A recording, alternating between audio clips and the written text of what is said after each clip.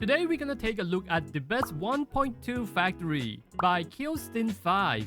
I'm gonna explain what makes the factory good and maybe a little bit of criticism, and we're gonna make it even better cause the factory must grow and it's gonna be a whopping 1.67% better. You are about to witness the unemployed and sanity-less behavior. And I think I'm one of the few content creators that can actually look over his factory setup and explain it like a sport commentator, cause I also made the blueprint myself. In fact, I'm actually the first content creator in the EN side that came out with 13.25 battery per minute, so early that I even got the number wrong. I wrote 13.85, and spoiler alert, my factory made 2.2% more than Kyo. This is the comparison of my factory and his factory. Battery and heavy cyanide are the same. I choose heteronite part over the syringe because you can sell at better price per copium. And unlike the patch 1.1, we are getting excessive amounts of selenite in this patch cause we got purification unit. I don't know the exact number, but it's like getting more than an extra Forge of the Sky. So I'm actually surprised that Kyostin just flushed all these selenite down to the water treatment. Like as you can see, this is zircon influence, and that somehow gives me an edge on the selenite production.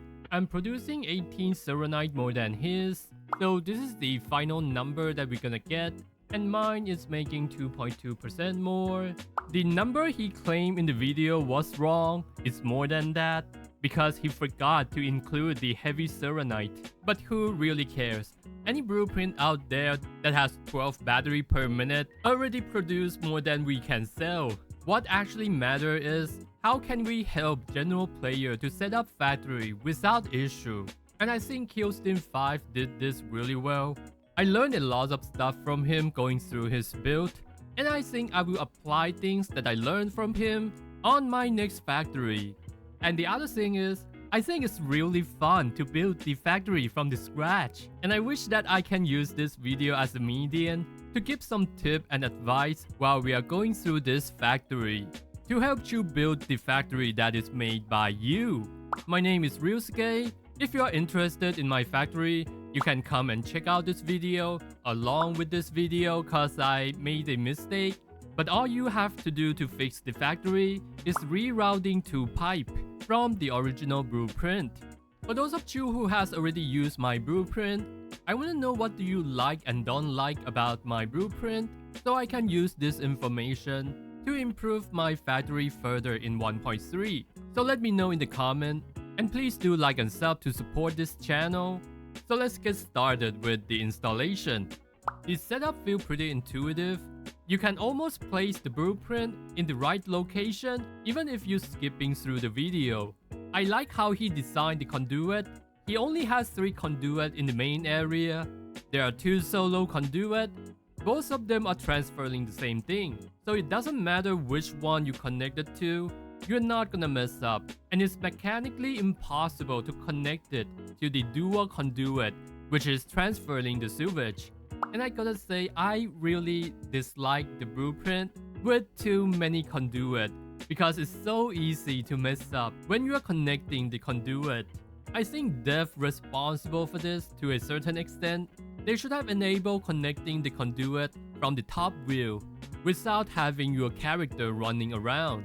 The pipe placement looks really clean. He even placed the splitter on the edge of the blueprint to make it more obvious for you to connect the pipe.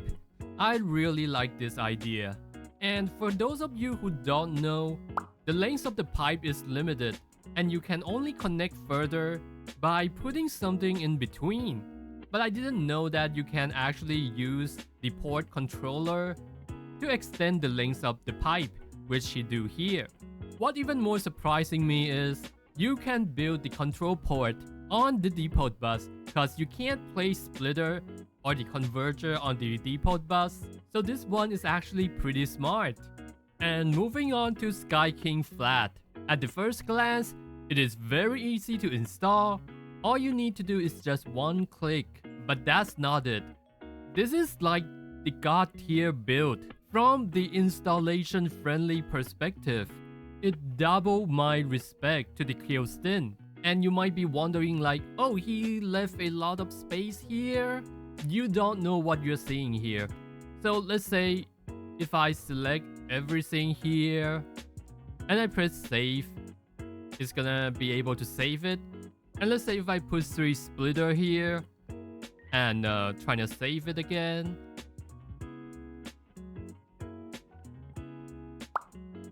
then it's not gonna be able to save. This is the blueprint 2 units away from reaching the maximum number that you could put into a blueprint.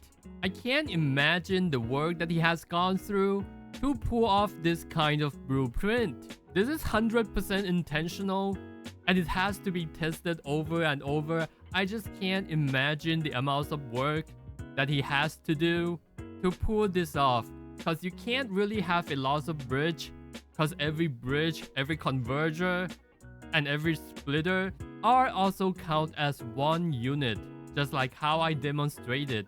This is absolutely insane. He also came out with the AFK version, and you're gonna notice that you gotta place it twice. You can't just place it once to finish the setup for this spot. And when it comes to MarkerStone, to be honest, it doesn't look particularly compact. The setup looks clean, but not in an impressive way. Even though everything are working as it's supposed to, but I don't find anything impressive in this sub AIC. And in my opinion, producing heavy Sirenite here is a mistake, because by producing heavy Sirenite in this location, it makes him lose an easy option to utilize the zircon effluence from the purification. I mean, he could do this without merging the heavy Sirenite into the main AIC, but merging gonna be unnecessary harder if he try to merge it with the battery production. And the other criticism that I have with him is this part of the factory. The right part is the modified one and the left part is the original one. So what he did here is he's basically feeding 3 lanes of the sewage into 2 expanded crucible. And it's totally unnecessary because it only needs 2 lanes. And having 2 water treatment is totally overkill. I can delete one of them and it should still be totally fine. So he could have just do this instead, but just put this one into the water treatment and have the other 2 get the sewage from the corpium here. And I've let these crucible running for like an hour. The sewage was 3 and now it is still 3 because it's running at 1:1. And you don't see any sign of clogging. It's still running smoothly. So yeah, 1 water treatment is definitely enough. And the distribution here is totally unnecessary.